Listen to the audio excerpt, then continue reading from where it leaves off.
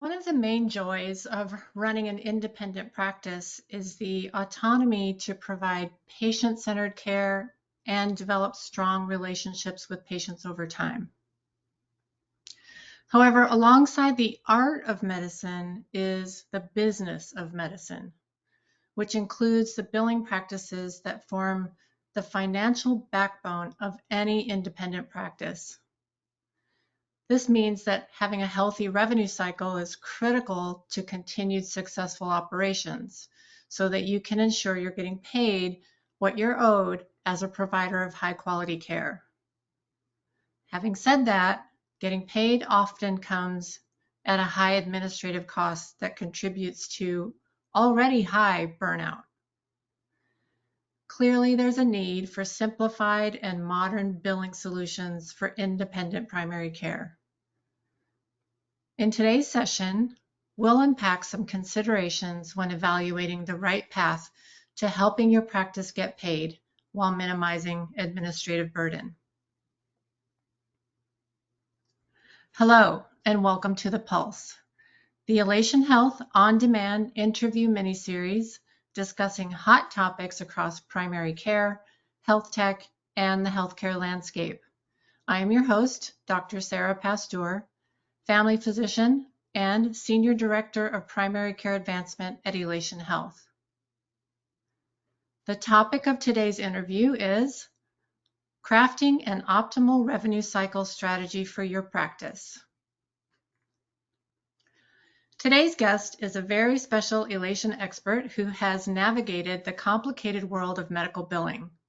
He spent the last 12 years deeply understanding the intricacies associated with independent practices managing their own billing for primary care, and we are very fortunate to have him at Elation.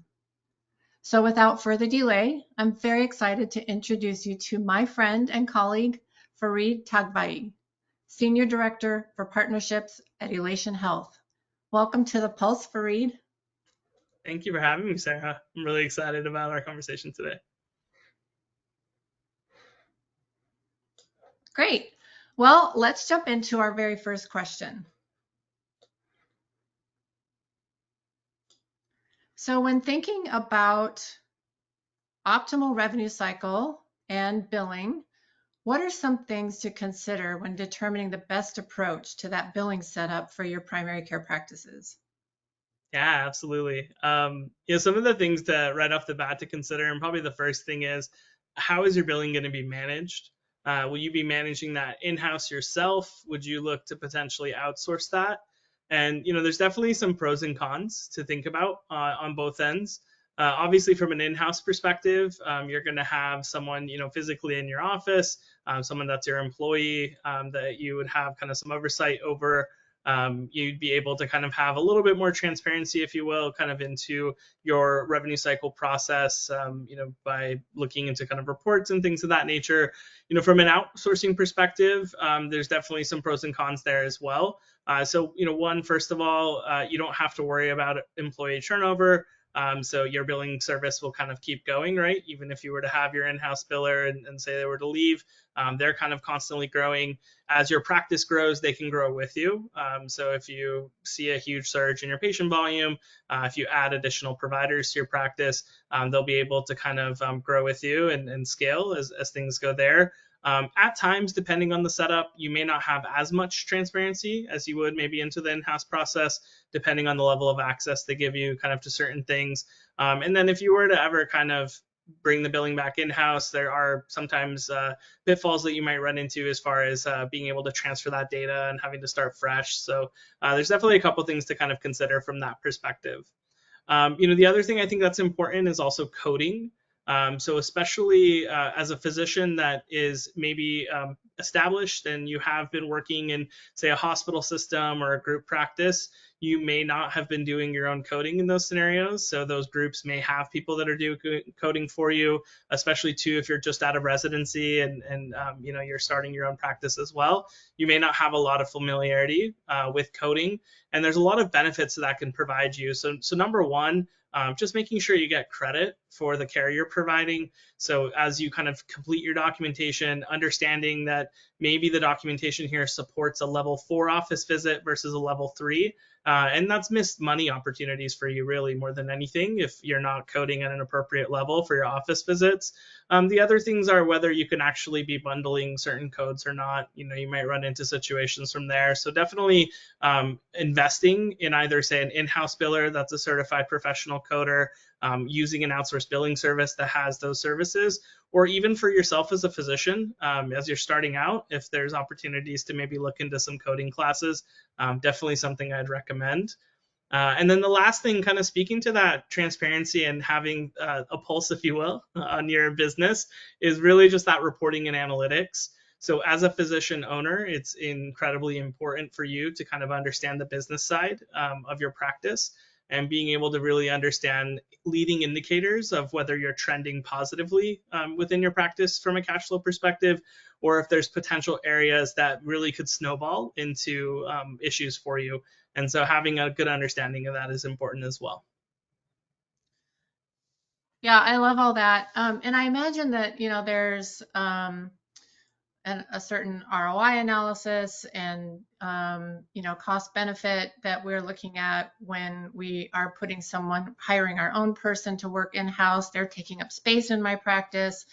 Potentially, there's employee benefits and all that other stuff that we have to think about when considering how much that's going to cost, versus outsourcing, which is probably going to have its own additional expenses associated with it.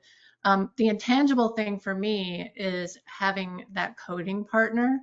One thing that has really been uncomfortable for me in the past is, having sort of an antagonistic relationship with my coder when it feels more like a gotcha game. That happens to me, especially inside of big institutions. But when I have a coding partner, someone who I'm really learning from, and we're working together to maximize revenue in the practice, that's what feels best for me. And you can't really put a price tag on that, I think. Absolutely. I think one of the exciting things for taking this adventure and starting your own independent practice is a lot of what you talked about is that independence of learning. And really, it's important, and I encourage anyone that's going down this path to really kind of understand holistically the parts of the business that you weren't exposed to in your previous arrangements or setups. So coding is a big part of it. Obviously, understanding the business side is another big part of it, but it's really empowering yourself to kind of understand a lot of that. For sure. Great. Well, let's move on to the next question then. So tell me about the things that we need to prepare for or pitfalls to avoid when we're implementing whatever choice we choose. Yeah, I'll tell you the biggest one for me. And in my kind of 10 plus years of doing this from a sales perspective or onboarding or any other kind of roles I've had in the past, number one is credentialing. So credentialing is a really big thing, and it's the number one thing that you should be getting done kind of first and foremost, especially when you're starting your own practice.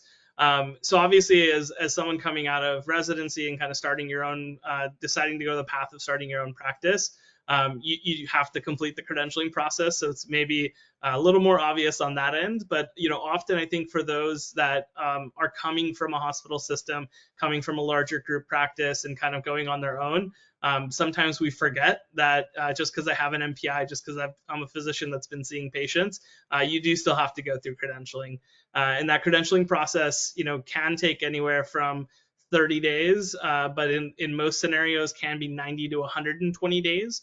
And that actually limits you. So without that credentialing being completed, you cannot actually submit claims and be reimbursed by the insurance companies. So it's paramount that you get that kind of done first and foremost. And I highly encourage folks to consider working with a credentialing expert, just because not only can they help you in filling out all those applications with the different insurances, but can also advise you on the setup that you should have. So especially as an independent physician solo practice, you may decide to just continue to use your individual MPI. You may also want to think about potentially creating a group and having a group MPI there. And a credentialing expert can definitely give you the pros and cons and what you might want to consider as you kind of get your practice set up. I think the last thing I would say is also your time is very important. And so I think often any business owner will think, if I am doing it myself, it's free. And that's not really true. So if you as the physician owner decide, I do want to go the in-house billing route, but I don't want to actually hire a biller, I'm going to do the billing myself. Well, if we think back to some of the stuff we said earlier, right, you may not have an understanding or exposure to how to do billing, the coding aspects of it, and things of that nature. But also, your time is really important, right? You're seeing patients, you're building a business up from scratch. You also have a personal life that you have to think about as well. And being able to manage billing on top of that, which is a job that someone should separately have, I think sometimes that gets lost. That your time is also valuable, and your time is precious. So really think about that, because it's not free. It's just taking up more of your time, and you may not actually be good at it as well. And that's why it might be important to really think about who's managing your billing from that standpoint. I love that suggestion of getting a credentialing specialist to help you. Um, is there a difference when you're doing credentialing? Let's say I'm applying with multiple payers. Are their requirements variable, or everybody wants the same thing? Yeah, that's a great question. It can really be different on a payer by payer basis, and really, state by state. So there's no like universal standard for how credentialing might work. So depending on the state that you're based in, depending on the payers that you might have, they may have a little bit of differences in terms of what they might require from you, or the types of contracts that they might be able to offer you. So I know a lot of times payers may try to default you into certain contracts like capitated agreements or fee for service agreements. And depending on the scenario and the setup that you want, the credentialing expert can really help you navigate around that. They can also help with developing things that might help speed up that process.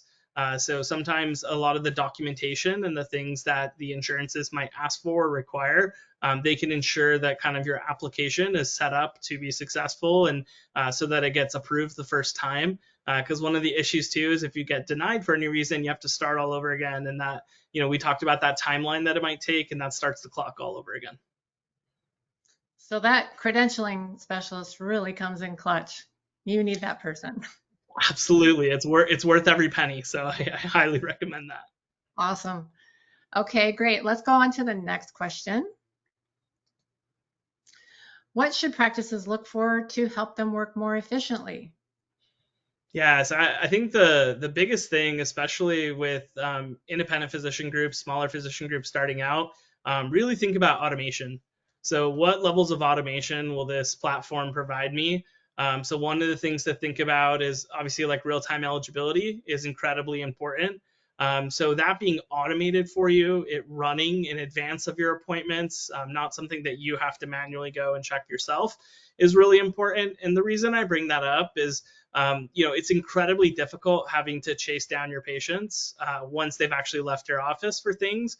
So, if they come in and let's say their insurance actually isn't active, maybe they didn't give you the updated policy. So, doing that after the fact, not having it run prior to the appointment, then you have to kind of chase the patient down, get the right information, update that, check again, then be able to kind of submit your visit.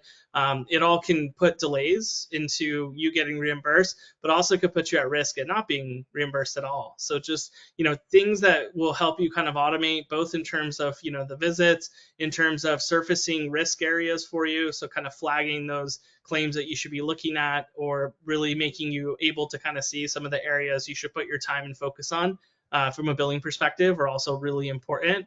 I would say the other thing, and this does not get said very much, but I think your EHR strategy is actually also really paramount and important to your billing process. And so people might say, well, that doesn't make sense. The EHR is not the billing system. They're kind of two different, aspects of a practice, if you will. But if you hear the analogy, kind of, junk in, junk out, right? So I think it's really important to have a strong clinical system, because that's actually developing and building all the stuff that you need to kind of submit out your claim. So it's really important actually that you think about the EHR that you have, because if there's operational efficiencies that having a better, kind of more robust clinical system can provide you, definitely take advantage of that, because as a physician, it makes you more efficient, more effective.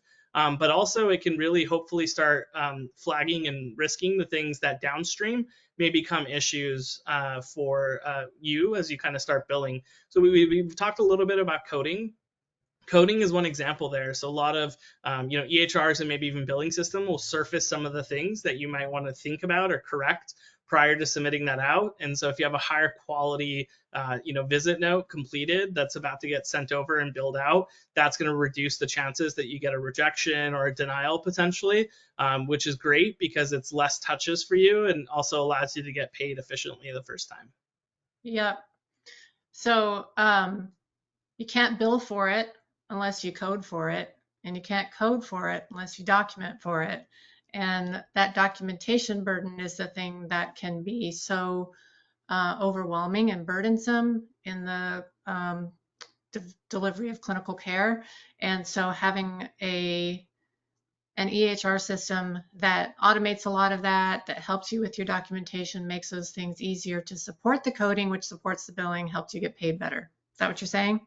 Yeah, absolutely. It really does. And then if you think back to my point about your time, there's a lot of stress in kind of growing a practice and building a practice out, and you should think about all the areas where you can reduce that, right? And it may not directly feel like it's translating between clinical and billing, but there's a huge part in it. So I think finding the system that really works for you and having kind of that all-in-one system that really focuses on a clinical lens and then has a powerful billing system is really important to kind of help you be successful.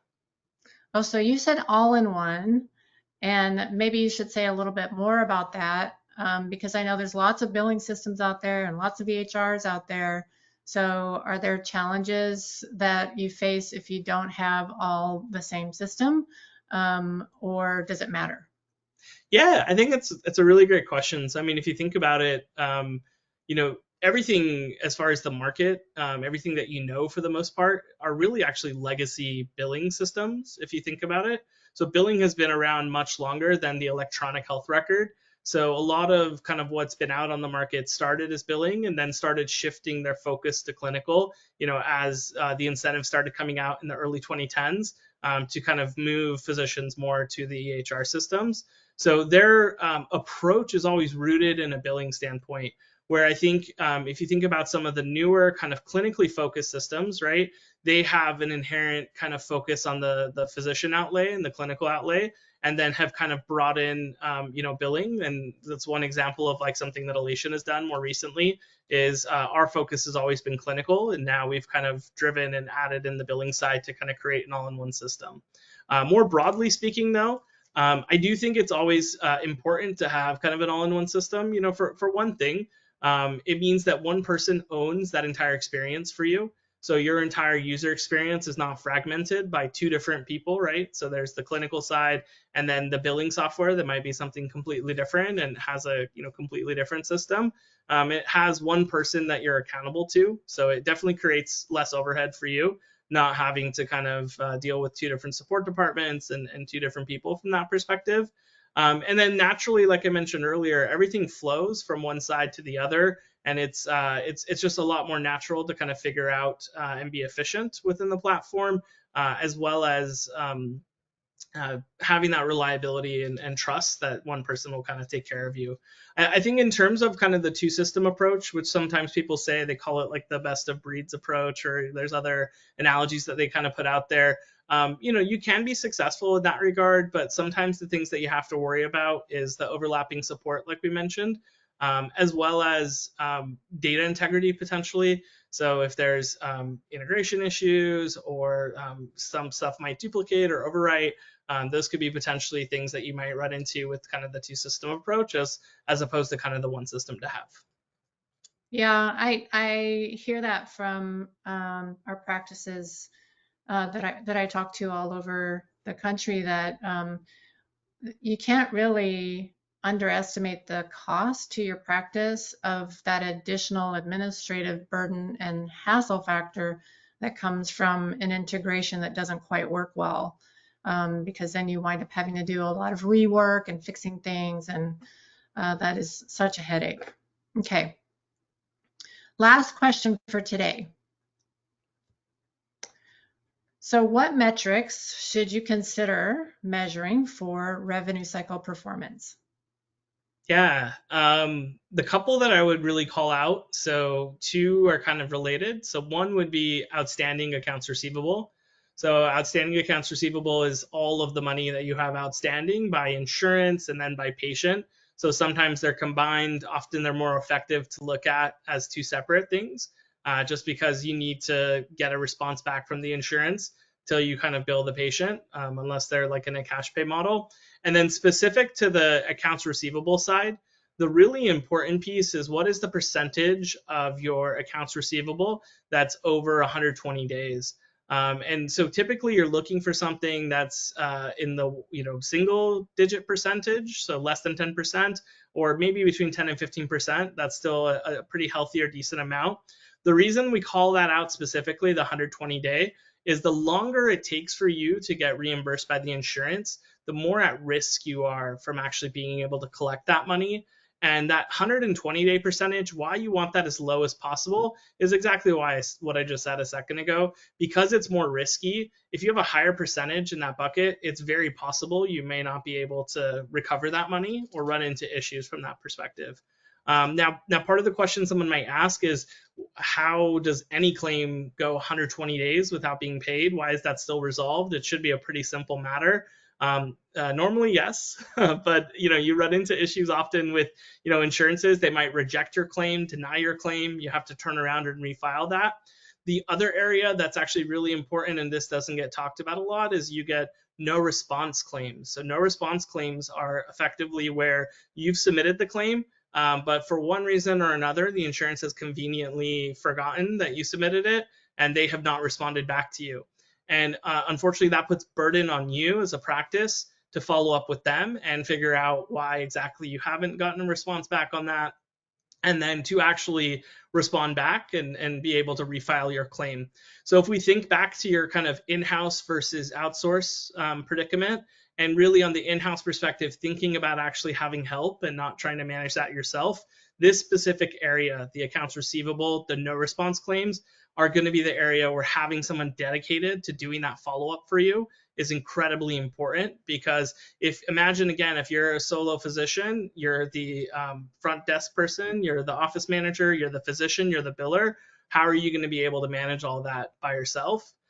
Because those no response claims, those rejections, that AR, that's going to pile up and roll over month, and you also have all the new patients you're going to see in the new billing you're putting out.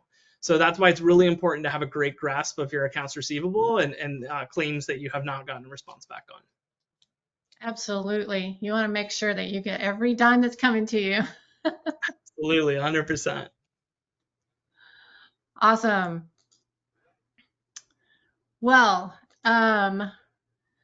if you have any questions or feedback about this content or have ideas for a future episode, please don't hesitate to contact us at marketing@elationhealth.com.